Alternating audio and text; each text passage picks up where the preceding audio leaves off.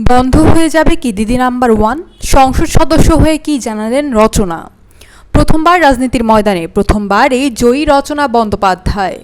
অষ্টাদশ লোকসভা নির্বাচনের হুগলি লোকসভা কেন্দ্রের তৃণমূলের প্রার্থী হয়ে দাঁড়ান রচনা।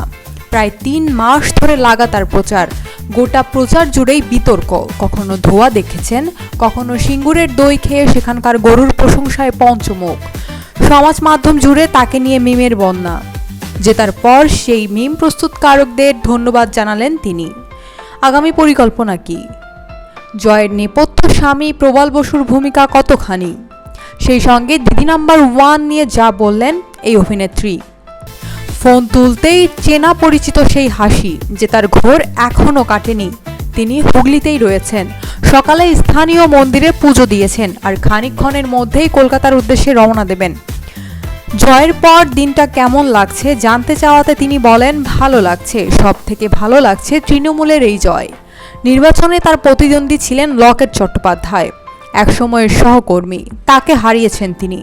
তবে নিজে জিতে অন্যকে খাটো করার বিশ্বাসী নন রচনা, বরং আগামী 5 বছর হুগলির জন্য একগুচ্ছ পরিকল্পনা রয়েছে তার।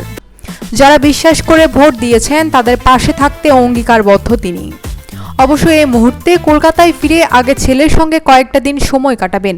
রচনা বলেন, গত কয়েক মাসে একদম সময় দিতে পারিনি ছেলেকে। জেতার পর আমাকে বলেছে মা আমাকে এবার সময় দেবে, ওকে নিয়ে ঘুরতে যাব। আগে সংসদ হিসেবে নতুন দায়িত্ব নিতে হচ্ছে। তবে কি দিদি নাম্বার ওয়ান শোয়ের ভবিষ্যৎ অনিশ্চিত?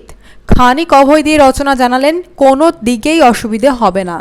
2 দিকের দায়িত্বই পালন করবেন তিনি। হয়তো তার কষ্ট হবে, কিন্তু তিনি করতে পারবেন নিশ্চিত।